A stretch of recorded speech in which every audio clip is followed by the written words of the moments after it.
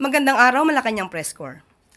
Tiniyak ni Pangulong Ferdinand R. Marcos Jr. na uusigin ng administrasyon ang sinumang nasa likod ng maanumalyang flood control projects ng pamahalaan. Katuparan sa kanyang naging pronouncement sa ika-4 na State of the Nation Address o SONA. At sisiguraduhing matutupad ito. Kahit pa man matamaan ang mga kontratista o sino mang malapit sa kanyang puso, kung sakaling mapapatunayan na may kinalaman sila sa maanumalyang proyekto. Batay sa inisyal na impormasyon mula sa report ng DPWH, lumalabas na mayroong 9,855 flood control projects mula July 2022 hanggang May 2025 na nagkakahalaga ng 545.64 billion pesos. Sa nasabing bilang, 6,021 dito ay may project cost na mahigit 350 billion pesos na walang specific na sinasabi kung anong klase ng flood control structures ang ipinatayo, inayos o nirehabilitate. Napansin ng Pangulo ang hindi pagkakatugma sa top 10 provinces na may pinakamaraming flood control projects kahit ang iilan sa mga ito ay wala sa listahan ng top 10 flood-prone provinces sa bansa. Tulad ng Cebu na may 414 projects, Isabela na may 341, Albay na may 273, Leyte na may 262 at Camarines Sur na may 252. Napansin din ni Pangulong Marcos Jr. na 20% sa total na 545 billion pesos budget ay nai-award sa 15 contractors lamang at 5 sa mga ito ang may projects na halos lahat sa rehiyon ng bansa. Kasabay sa pagsusupubliko ng initial report sa flood control projects, inilunsad din ni Pangulong Marcos Jr. ang sumbong sa pangulo.ph website na nagtatala ng lahat ng flood control projects. Sa tulong din ng website, maisusumbong ng taumbayan kung alin sa mga flood control projects ang palpak, hindi tinapos at iyong pawang kathang isip lamang. Kaya meron na kayo malalapitan. Ito, ang lalapitan na ngayon ninyo ako mismo dahil akong titingin dito araw-araw sa website natin at babasahin ko ang mga report na ibibigay ng taong bayan. So this is the first step. We are going to keep going. I-report sa Pangulo ang mga issue sa flood control projects sa inyong lugar. Paano? Buksan ang sumbong sa pangulo.ph. Sa search bar, itype ang barangay, bayan, probinsya, kontratista o pangalan ng proyekto. Oo, hanggang barangay level, kaya mong maghanap para makita kung may proyekto sa mismong lugar mo. Gamitin ng filters, piliin ang rehiyon, DEO, uri ng trabaho at taon, tapos click search. I-click ang proyekto para makita ang gastos, kontratista, lokasyon at petsa ng pagkumpleto. Hanapin din sa interactive map at i-zoom para makita ang lokasyon.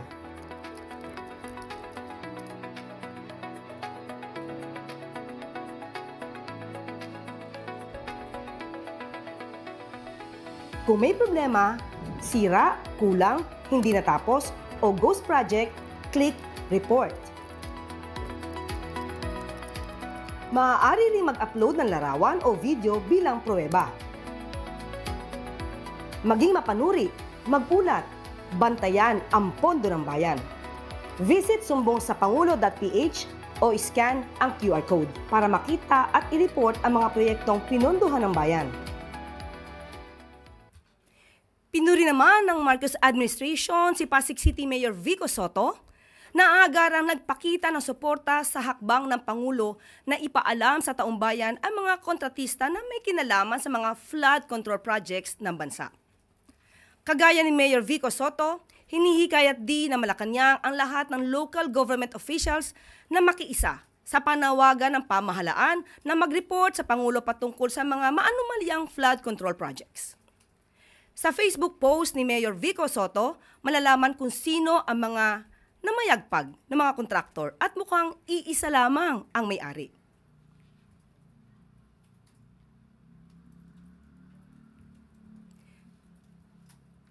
Namayagpag sila noong nakaraang administrasyon hanggang ngayon.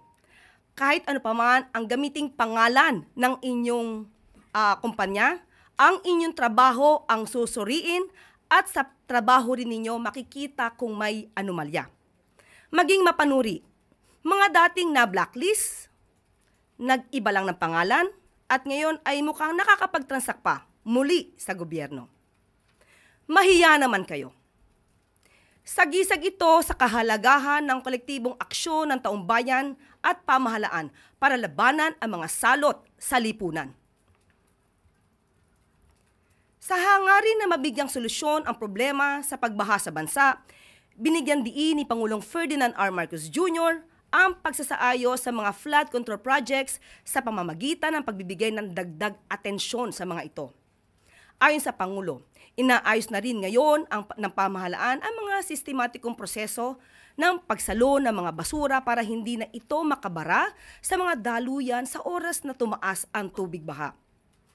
Binigyan din ni Pangulo ang 6 na ongoing flood projects kung saan kasalukuyan nang tinatapos ang construction ng 1.43 kilometer drainage system sa Sumulong Highway. Kahapon ay nagsagawa ng inspection si Pangulong Marcos Jr. sa Pasig Marikina River Channel Improvement Project Phase 4 sa Marikina Bridge Underloop sa Barangay Santo Niño, Marikina City. Layunin ng proyekto na ito na mabawasan ang pagbaha dulot ng pag-apaw ng Pasig at Marikina Rivers. Ito ay proyekto ng DPWH in partnership with the Japan International Cooperation Agency o JICA. Sa isinagawang inspeksyon, pinuri ng Pangulo ang pagiging handa ng lokal na pamahalaan ng Marikina sa pamumuno ni Mayor Marjorie Ann Teodoro dahil kahit na umabot sa third alarm, ang Marikina River ay hindi tuluyang lumubog ang buong lungsod. Malaki rin ang improvement ng flood mitigation efforts ng Marikina. Ibig sabihin ay gumagana ang kanilang flood control system. Hindi man perpekto sapagkat may naiulat pa ring pagbaha, pero malayo na sa dating madalas na eksena ng pagtaas ng tubig sa lungsod. Kagaya ng sinabi ng Pangulo sa kanyang ika-4 na sona, pananagutin ng pamahalaan ang sinumang umabuso sa paggamit ng pondo na para dapat sa flood control projects. Kahapon ay hinikayat din ng Pangulo na makilahok ang taong bayan at isumbong ang mga maanumalyang proyekto sa pamamagitan ng sumbong sa pangulo.ph website. Sa ilalim ng Marcos administration, makakatiyak ang bawat Pilipino na ang pera ng gobyerno ay mapupunta lamang sa mga proyektong makakatulong sa pag-angat at papapaganda ng buhay ng bawat mamamayan.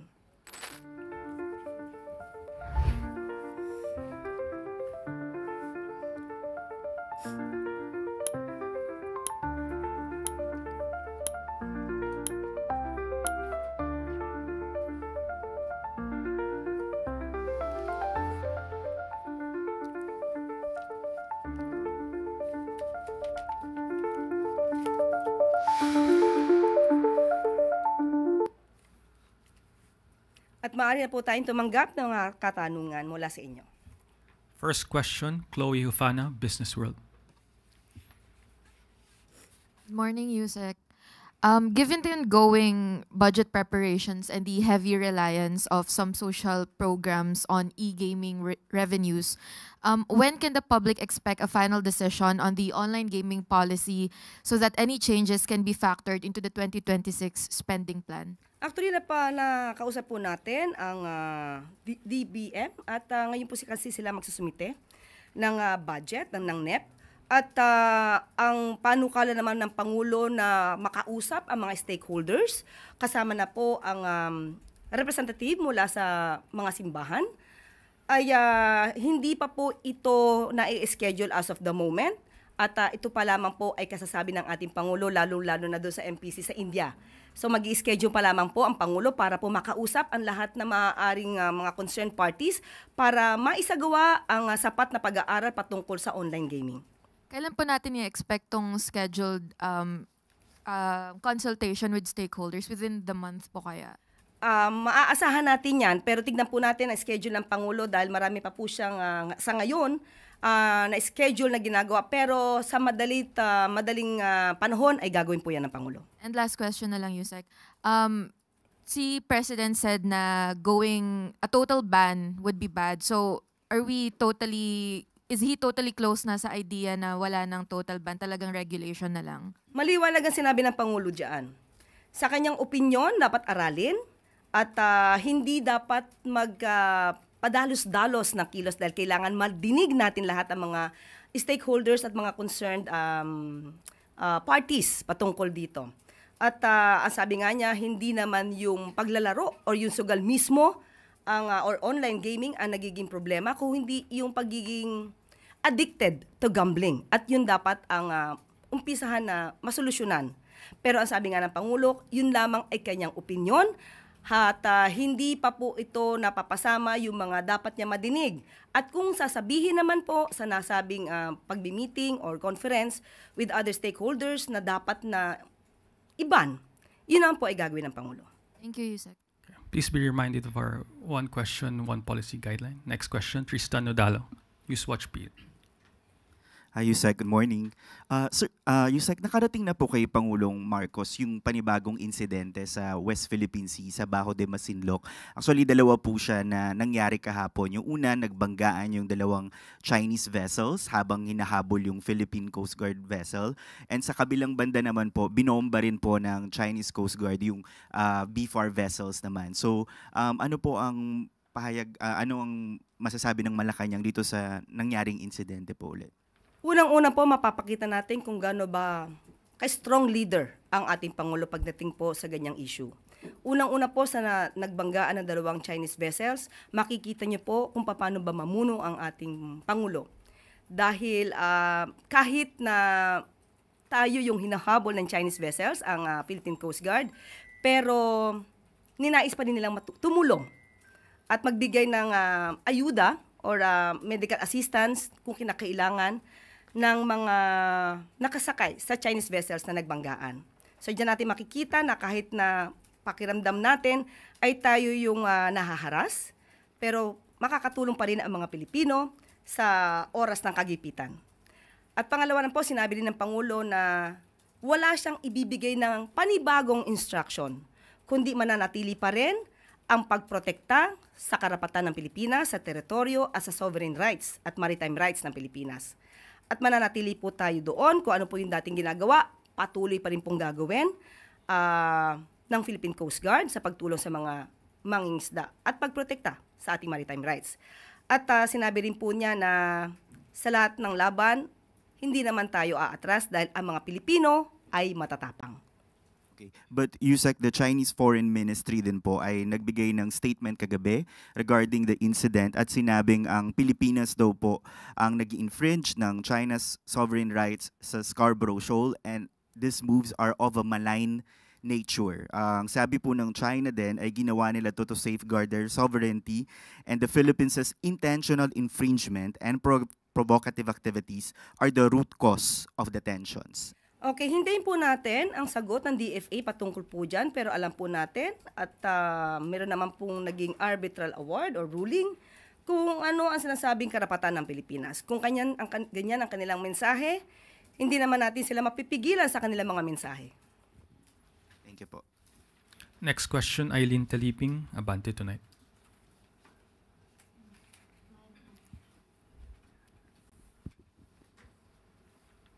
Good morning, Yusek. Good morning. Yes, mag-ano lang kami, update lang doon sa Prime Water kung ano na yung naging action ni Presidente doon sa recommendation ng LUWA sa kanilang investigation. Opo, sa ngayon po, kahapon lamang po ay humingi rin po tayo ng update at hahayaan na lamang po natin ang Pangulo ang magsita patungkol po dito. Pero soon.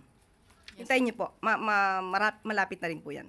Yes, ma'am, may pakiusap lang yung mga taga Bulacan, especially yung subdivision na sobrang affected. Kung pwedeng madaliin na lang daw kasi hirap sila hanggang ngayon, poor service pa rin. Yan po ang ginagawa. Kaya makaasa po ang mga taga Bulacan. Thank you, ma'am. Next question, Ann Soberano, Bombo Radyo. Yusek, good morning. Kahapon, Yusek, sa privilege speech ni Deputy Speaker Antipolo Representative Ronaldo Puno, kanyang isinusulong ito sa Kamara ang panukalang Constitutional Convention na layong linawin ang ilang nakakalitong provision sa ating 1987 Constitution. Particular na tinumbok o inihalimbawa ni Representative Puno yung salitang forthwith na nasa Article 11, Section 3 and 4 sa impeachment dahil nagresulta ito ng kontrobersiya between sa dalawang kapulungan ng Kongreso. Ano po yung reaction ng Malacanang dito? Actually po, sa mga ganyan ay malalaman din naman po natin kung ano po ang isinaad noon ng mga framers of the Constitution, noong 1987 Constitution. May mga pagkakataon lamang po siguro, kahit maliwanag ang ibang mga definition or mga terms, ay minsan napapalabo para merong mapaboran. At sa ngayon po ay hindi pa po masasabi ng palasyo at ng Pangulo kung ano magiging reaksyon dahil hindi pa naman po nakikita ang detalye na gagawin patungkol po dito. So kung ito naman po ay ikagaganda at ikaliliwanag para hindi na mabutasan ang anumang mga provision dito sa Constitution, hindi naman po ito tututulan ng Pangulo. Salamat, Yusek. Next question, Kathy Valente, The Manila Times. Hello, Yusek. Good morning po. Yusek, hingin lang po namin yung reaction niyo doon sa naging statement ni Vice President Sara Duterte. Ang sabi niya po, sa totoo lang, hindi naman po ako nagta-travel dahil gusto kong mag-travel. Nagta-travel ako, lumalabas ako ng bansa dahil frustrated ang Filipino communities abroad sa nangyayari dito sa ating bayan. So ano po ang statement ng palasyo dito? Thank you. Well, una siguro nga po, mapafrustrate yung mga kababayan natin abroad dahil ang Pangulo po ay nasa Pilipinas, nagtatrabaho, inaayos yung mga problema at lumalaban sa mga anomalya at korupsyon. Samantalang ang Vice Presidente ay madalas na nasa personal trip at hindi po sagot ang pagbabiyahe para masolusyonan kung may problema man ang bansa. Hindi po trabaho ng Vice Presidente at wala po sa konstitusyon na kailangan siya magbiyahe para siraan ang Pangulo at para hilingin sa taong bayan ang pagbagsak at pagtanggal sa pwesto ng Pangulo. Unang-una, dahil pag pinatanggal po ang Pangulo sa kanyang pwesto, ang makikinabang po dyan ay ang Vice Presidente. Hindi po iyon trabaho ng Presidente. Maliwanag naman po siguro yan sa ating konstitusyon. At siguro dapat mas maging maliwanag lamang na ang personal trip ay pang-personal agenda. Yusek, isa pa po. Sabi rin po ni Vice President Sara Duterte that she will explain the use of her confidential funds in the proper forum, saying that the accusation should not be a mere moro-moro or allegation with partisan motives. So ano po ang reaction niyo dito? Noon pa po dapat niya ginawa. Noon pa lang dapat nalinis na po sa COA pa lang. Nung karoon ng AOM, bago pa nagkaroon ng notice of disallowance, dapat ay naipaliwanag na ng maayos. Hindi na darating ito sa impeachment proceedings kung naging maliwanag lamang ang kanyang pag-explain. Lalo na ng kanyang mga tauhan na mula yata sa accountant hanggang kay Atty. Zuleika Lopez ay walang alam kung paano nagastos ang confidential funds niya. Okay. Next question, Eden Santos, Net25. Good morning po, Yusek. Regarding po sa investigation and flood control projects, kung ang DepDep po, ang DPWH, Malacanang at ang House po yung nagsasagawa ng investigation, paano daw po makakakuha ng tamang pagdedesisyon sa mga taong sangkot po, lalo na kung yung iba po ay kaalyado ng administrasyon o kaya malapit po sa Malacanang ang ating mga kababayan. Sinabi po natin kanina, kahit malapit sa puso, kahit kaibigan, wala pong sisinuhin ng Pangulo. Mananagot ang dapat managot. At sa pag-iimbestiga po, hindi naman po kasama mismo ang DPWH. Sila lamang po ang magbibigay, magpo-provide ng mga information, ng mga records. Dahil po ang siyang mag-iimbestiga rito po ay pangungunahan po ng Regional Project Monitoring Committees. At ang oversight team po ay ang Department of Economy, Planning and Development o DepDef DepDev, Regional Director, sila yung chair, Department of DBM, Regional Director ang co-chair, DILG, Regional Director, at ang OPPMS, Regional Team Leader. At maaari magkaroon din from the non-government or people's organization as applicable. So ang gagawin po nila, unang-una, ay site inspection, recording, at saka po magre-report and consolidation. So lahat po ng naipon na records ng RPMC, isusumiti po ito sa DepDev at yung consolidated po ang siya mismong ibibigay po sa Pangulo. Isang tanong lang po dun sa www.sumbongsapangulo.ph po. Meron po ba itong deadline kung hanggang kailan ng reporting ng ating mga kababayan? Meron po bang proteksyon mula po sa Pangulo or sa Malacanang yung mga kababayan po nating magre-report doon? Dahil alam naman po natin na yung mga projects na ito, ang nasa likod niyan ay mga congressmen, mga impluwensyang tao po na baka pag nag-report, balikan po sila or malagay po sa alanganin yung kanilang buhay at ang kanilang mga pamilya. Okay, wala po itong deadline at hanggat nandito po ang Pangulo bilang Pangulo at mag-report po kayo. At hindi po kinakailangan ilagay ang inyong pangalan. Huwag lamang po yung sanang gawing laro ang pagre-report. Siguraduhin lamang po ninyo na yung i-report po ninyo ay may basihan para po hindi naman masayang ang oras ng gobyerno na para sa leksikin pa po ang inyong inireport, yung pala ay niloko nyo lamang po. So sana po maging yung verified po at meron po talaga kayong alam sa patungkol sa mga projects na maanumalya at hindi po kinakailangang ilagay ang inyong pangalan kung kayo po ay natatakot sa pagre-report na ito. Next question, Maricel Halili, TV5. Magandang umaga po, Yusek. Yusek, sabi ni Senator Ping Lacson, 60% of the budget for the flood control yung nawawala due to corruption. How accurate is this? And meron din po kasi silang sinasabi ni Mayor Magalong na nasa 67 congressmen daw yung ginagamit na front etong mga contractor pagdating sa flood control. So sila yung kumikickback. Meron na po bang pangalan na hawak ang Malacanang na itong 67 na to? Ano yung plano natin sa kanila? Okay, since naman po sila ang may alam dito, katulad ng ginawa po ni Mayor Vico Soto, ipagbigay alam po nila. Kaya po meron tayong sumbong sa pangulo.ph website. Hindi na po nila siguro kailangan dito pa mag-report. Idiretso na po nila to sa Pangulo kung meron silang particular na pangalan na alam at para po mas mabilis ang pag-iimbestiga. Welcome po lahat yan. At bigyan lang po nila ng kompletong detalye. Sabi nga po ng Pangulo, ayaw naman po nila tayo ng palasyo, ayaw naman po natin magkaroon ng witch hunting. Na kahit wala pa pong ebidensya, parang nalaman mo lang, ayun, may anomalya, pero walang ebidensya, mahirap naman po kasi baka yung mga ibang inosente ay madamay. And ano na po, ma'am, yung status ng 15 contractors na pinakita ni PBBM kahapon? Ibig bang sabihin nun, gaano kalaki yung chances that they will be blacklisted? Ay, hindi pa po.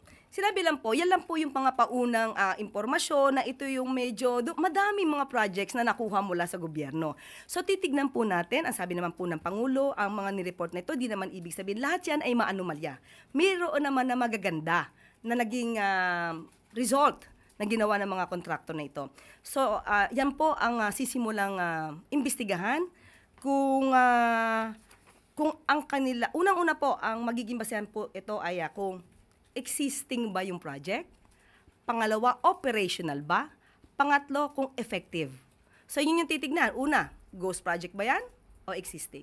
Kung existing man, operational ba, gumagana ba? O kung gumagana ba, epektibo ba para sa pag-control ng baha? Next question, Clay Pardilla, PTV4. Good morning po, Yusek. Yusek, nabanggit niyo po kanina yung site inspection. Is it correct to say na nagsimula na po ito? Sa ngayon pong araw na to, dahil kakagawa pa lamang po, kakapahayag pa lamang po ng Pangulo kahapon, hihingi po ako ng detalye kung nagkaroon na ng site inspection, pero bago po nag-report ang Pangulo sa bayan patungkol po dito, nakita na po natin mismo si DBM Secretary. Pangandaman, na siya mismo pumunta. Kung di ako nagkakamali, yun ay sa Pampanga dahil sa lubak-lubak na daan dahil sa naging cause ng pagbaha. So isa lamang po yung aksyon na makikita natin at sunod-sunod po ito mangyayari. Ma'am, is there a new instruction from the palace or from the president regarding entering into new contracts for flood control projects, lalo na po yung pagiging strict with companies that failed to complete? Definitely po, magiging mas istrikto kaya po nagbigay na po ng pahayag ang ating Pangulo kahapon at ibig sabihin, pati po kayo nasa media, magtulungan po tayo. Mas maganda rin po na makita nyo po at maimbestigahan nyo ang mga klase ng mga ito. At meron nga po tayong nakita, may mga dati ng blacklist, kasama na sa blacklist, pero nag-iba ng pangalan. Pero ngayon ay para namamayagpag pa rin. So dapat yun po yung bantayan natin at maging mapanuri tayo sa kanilang mga naging trabaho. Thank you po. Follow-up question, Raquel Bayan, Radyo Pilipinas. Yusek, good morning po. 24 hours after po i-launch ni Pangulo Marcos yung sumbong sa Pangulo website, would you know kung meron na po kaya mga report coming from public na pumasok sa website, and today po nabuksan na po kaya ulit ni Pangulo Marcos yung website? Sa ngayon po, hindi ko pa nakausap ang ating Pangulo, pero siguro pagkatapos ng briefing, ako mismo titingin po. Thank you po. Next question, Maris Umali, GMA News.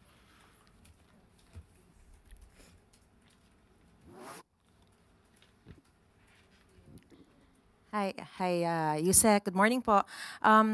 With regards to the issue on Bajo de Masinloc incident yesterday, how serious are the threats po, ma'am, in Bajo de Masinloc for our Philippine Coast Guard and BFAR personnel to return so soon when, according to the original schedule, the mission was supposed to last for several more days?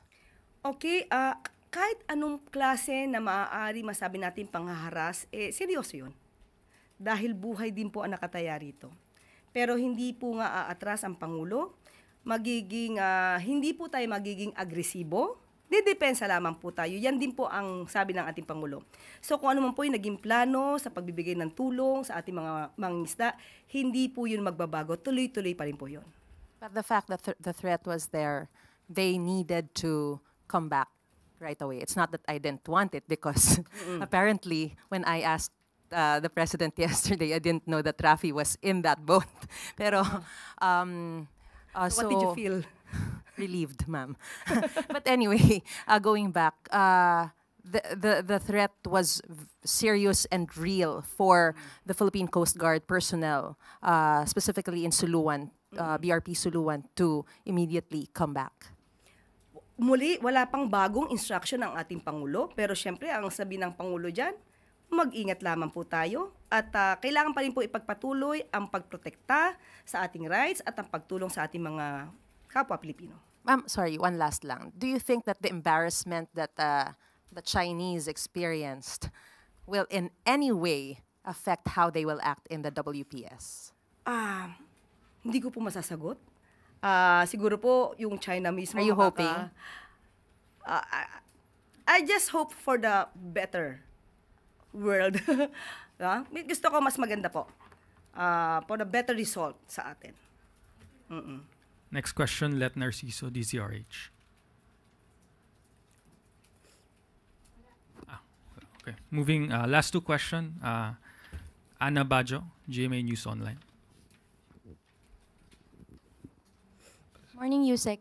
Ma'am, may we just ask if the president sees no reason to ask DPWH Secretary Bonoan and other concerned officials to recuse from the ongoing investigation po ng flood control projects? Actually, sinabi ko na po kanina, hindi naman po siya kasama sa pag-iimbestiga. Pero kinakailangan lang po kasi natin yung mga records na magmumula din sa DPWH. But ma'am, how is the President's trust and confidence po sa performance ni Secretary Manny Bonoan? Nananatili pa rin po ang tiwala kay Secretary Bonoan. Ma'am, sorry if I have to press this lang po. Ma'am, some lawmakers din kasi, they're urging the President to give names doon sa 15 contractors. So ano po ba yung, ano po yung intention ni President na i-release tong 15 contractors na to?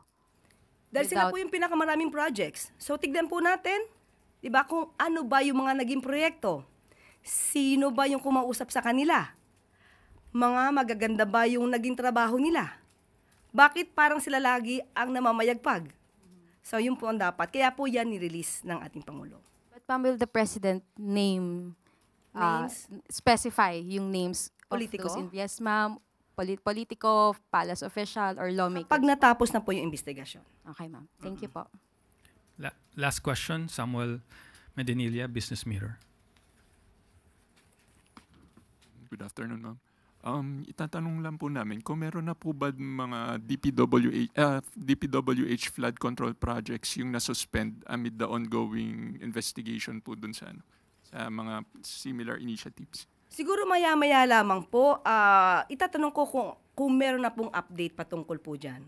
At sa ngayon po ay wala pa po akong kopya kung may nasuspend, may napahinto, may natigil. Alamin ko po maya-maya at kausapin din po natin si Secretary Bonoan patungkol po dyan. Last na lang for my part, may timeline po ba na binigay si President Marcos sa DepDev to complete the audit ng mga flood control projects?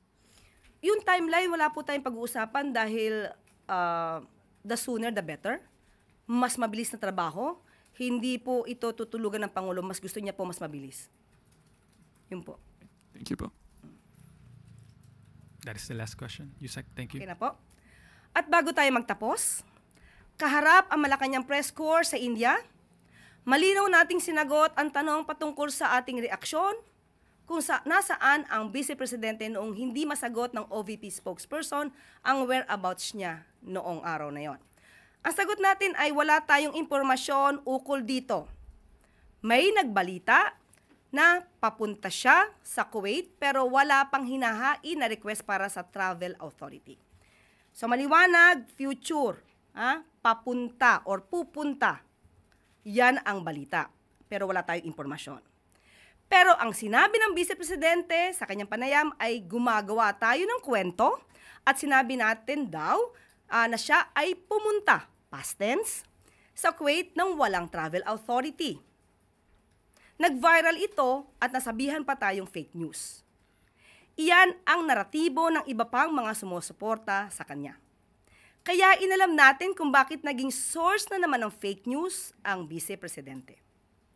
Dahil inedit pala ang video na tinutukoy niya at pinalabas na ang aking sinabi ay pumunta siya sa Kuwait nang walang inihain na request para sa Travel Authority. Panoorin po natin muna ang panayam sa Vice Presidente. So, I guess, isa na naman yon sa ginagawa ng Office of the President na yung ilihis ang usapan sa kung ano ang totoong nangyayari sa ating bayan. So, kahapon, nakita natin na unfavorable sa administration ang desisyon ng Senate of the Philippines. So, gumawa na naman sila ng kwento na umalis ako ng bansa ng walang travel authority para doon na naman matutok yung attention ng mga tao and matuloy na naman yung lagi nilang paninira sa akin. Ang sinasabi ko nga, ang tawag dyan is political scapegoating. So maliwanag na sinabi ng Vice Presidente na sinabi ko na umalis siya. So past tense, umalis siya papuntang Kuwait nang walang travel authority. Panoorin po natin ang totoong sinabi ko sa briefing. Sa ngayon ay wala po tayong informasyon. Tinawagan po natin ang Office of the Executive Secretary sa ating pagkakaalam at sa ating ibinigay. Ang pinakahuling travel authority na inaibigay sa kanya ay simula July 5 hanggang July 28 kung saan po siya nag-travel papuntang The Netherlands at South Korea. Meron po tayong nabalitaan at ito'y naitanong sa atin na meron daw na balak ang Vice Presidente na pumunta sa Kuwait, no? Sa Kuwait ng August 8. Pero as we speak, wala pa pong naihahain na request for travel authority ang Vice Presidente sa sinasabing pagbabiyahe.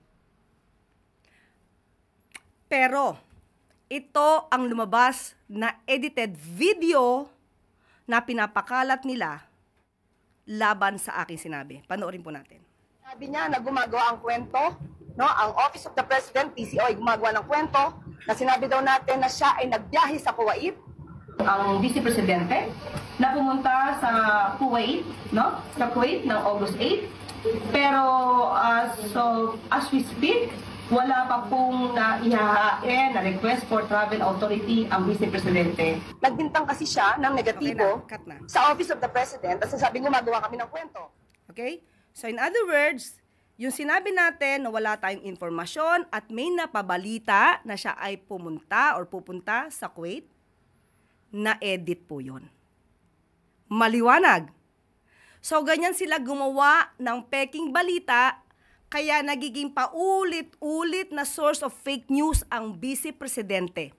Dahil sa ganyang mga klase na video na ine-edit. Edited. Fake news again.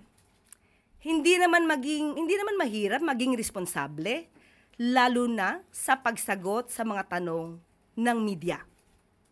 So sa mga kababayan natin, maging mapanuri po tayo. At dito po nagtatapos ang ating press briefing. Magandang araw para sa bagong Pilipinas.